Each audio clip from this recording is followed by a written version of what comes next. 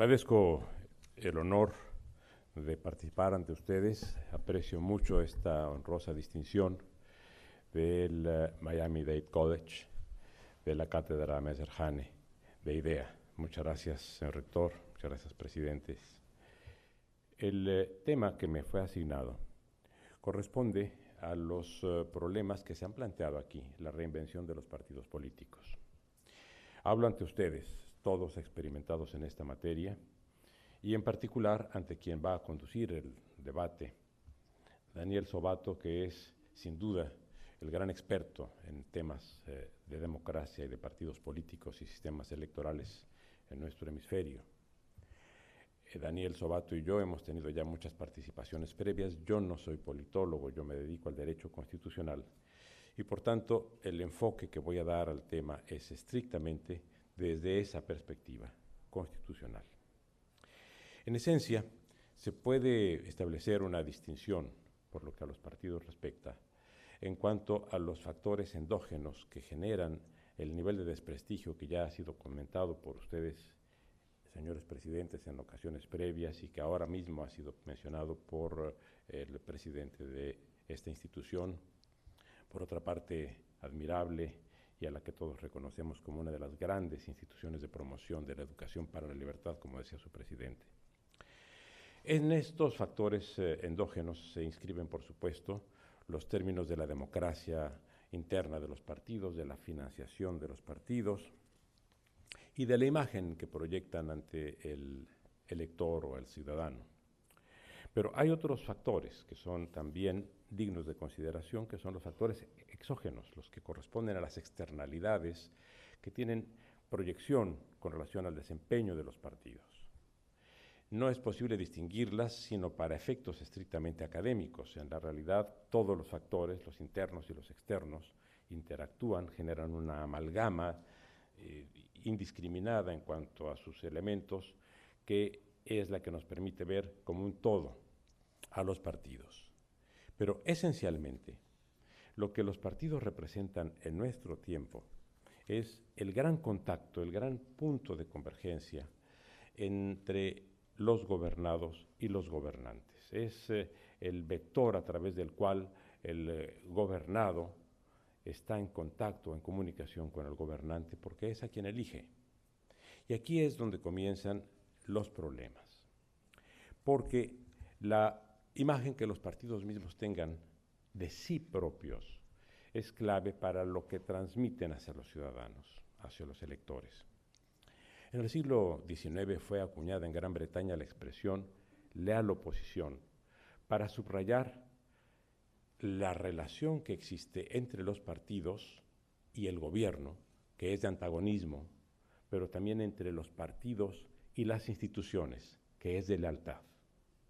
Este es un punto muy importante que se ha perdido por parte de muchos partidos políticos que han sido desleales no solo con el gobierno al que controvierten desde la oposición, sino con las instituciones de las que paradójicamente forman parte. Y entonces muchos de los elementos erosivos de la imagen de los partidos se originan en que no han adecuado o han entendido su posición de controvertir a quien ejerce la autoridad, pero no las fuentes de legitimidad de la autoridad misma. Esta confusión genera muchos problemas. A la inversa, desde el gobierno habría que acuñar una nueva concepción, la de la lealtad democrática del gobierno, para no controvertir la acción de los partidos que ejercen la oposición, en el sentido de deslegitimizar a esos partidos. Una cosa es controvertir las líneas políticas y otra desconocer las fuentes de legitimidad que los benefician a los dos, a las instituciones y a los partidos. Por otra parte, si sabemos que los partidos tienen esta función de intermediación entre el elector o el gobernado y el gobernante, es necesario tener presente que los verdaderos términos de la relación contractual en nuestro tiempo no están conformes con las bases estructurales o constructivas del Estado moderno, que son las que aportaron los contractualistas como Hobbes, como Rousseau, como Locke, como Kant.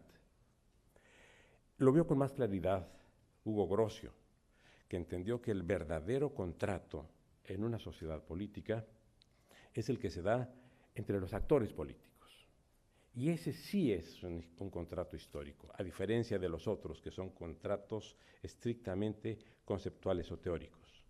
La relación que se da para la construcción de las instituciones entre los actores políticos es la relación real, y no solo para la construcción de las instituciones, sino para algo más importante, para la operación de las instituciones. Y es aquí donde intervienen los elementos exógenos con relación a los partidos, pero que son propios de los sistemas políticos y de los sistemas constitucionales. Porque en la medida en la que las formas de participación o de presencia de los partidos en las instituciones de gobierno, léanse gobierno estricto sensu y parlamentos o congresos, en la medida que no genere resultados tangibles, en la medida que se traduzca su participación en un pluralismo sin consecuencias, erosiona también la imagen y la vida real de los partidos políticos. En tanto que cuando procede o se produce lo contrario, cuando realmente hay respuestas institucionales que sí generan satisfacción por parte del elector o del ciudadano en cuanto al desempeño de sus partidos, las relaciones entre estos, los partidos y los electores, adquieren otras características. Un pluralismo sin consecuencias o un pluralismo de resultados es lo que hace la diferencia entre la percepción negativa o positiva que tenemos de los partidos. Por eso, en términos generales, con claras excepciones por supuesto, se registra que en los sistemas parlamentarios donde hay una mayor vinculación entre elector y partido y gobierno, la percepción general de los partidos es menos desfavorable que entre los sistemas presidenciales. Desde luego, esto tiene múltiples registros y puede ser objeto de polémica, pero podemos encontrar, por ejemplo, que la satisfacción con la democracia, y esta es una encuesta reciente del Pew Research Center de este mismo año, la satisfacción con la democracia en Europa, en general, con variantes por supuesto, es de un 45%. En cambio, la satisfacción con la democracia en América Latina, en este momento es de un 25%, 20 puntos menos. Si lo que vemos es cómo se valora el sistema representativo en las democracias parlamentarias europeas, encontraremos una respuesta positiva de un 37%. Si vemos cómo se valora los congresos en el sistema presidencial latinoamericano, encontraremos una respuesta positiva del 19%, casi 20 puntos menos. Esto, pues, indica que hay una correlación, dicho desde luego a grosso modo, entre sistema de gobierno, sistema representativo y percepción de los partidos. ¿Qué nos indica este proceso? Que tenemos que volver la mirada no solo al interior de los partidos por lo que respecta a problemas reales de financiación o a problemas reales de democracia directa o de democracia interna para la designación de sus autoridades o para la postulación de sus candidatos, sino que también tenemos que ver la mirada hacia el entorno dentro del cual los partidos políticos están trabajando, están actuando. Y sobre este tema, o sobre este aspecto, hay que considerar, sobre la combinación de ambos, por lo menos estos factores como aspectos a discutir en el futuro inmediato. No los digo en un orden de enunciación prioritaria, sino simplemente voy diciéndolos en un orden indiscriminado por lo que respecta a su jerarquía, por lo que hace a su trascendencia o importancia. En primer lugar, es necesario examinar los términos de funcionamiento de los gobiernos de coalición, porque en los gobiernos de coalición muchas veces se diluyen los planteamientos políticos hechos por los partidos en el curso de las campañas, en tanto que del programa de la coalición surge algo diferente de aquello que cada partido en lo individual llevó a su electorado y muchas veces el desconcierto para el elector puede llevar a no explicarse y a no entender qué es lo que está pasando con un gobierno de coalición, que es, desde luego, la forma de operar de una democracia constructiva, cuando por lo menos lo que se quiere es construir mayorías congresuales. Otro aspecto tiene que ver con los controles políticos que están entre nosotros en los sistemas presidenciales, en particular los presidenciales latinoamericanos, muy descuidados, y aquí hay que reconocer el principio democrático de que la mayoría gobierna y la minoría controla. Por tanto, también es necesario desarrollar formas de conducta institucional para los partidos minoritarios en la oposición, a los que normalmente se les debe dotar de facultades para investigar y desde esa forma generar controles sobre la mayoría. De otra manera, los gobiernos de coalición o los gobiernos mayoritarios devienen en simples formas de contubernio político que estragan no solo el funcionamiento del gobierno, sino también, lo que ya nos preocupa, la percepción de los partidos. Otro tema son los sistemas electorales que tienen influencia en la determinación del número de los partidos deseables para cada uno de los sistemas constitucionales, para cada uno de los estados constitucionales. La varianza entre pocos partidos y muchos partidos puede permitir mejores formas de gobernabilidad o mejores formas de representación. Hay que combinar la representatividad con la gobernabilidad y encontrar el punto de convergencia que permita equilibrios constructivos y razonables para cada sistema constitucional.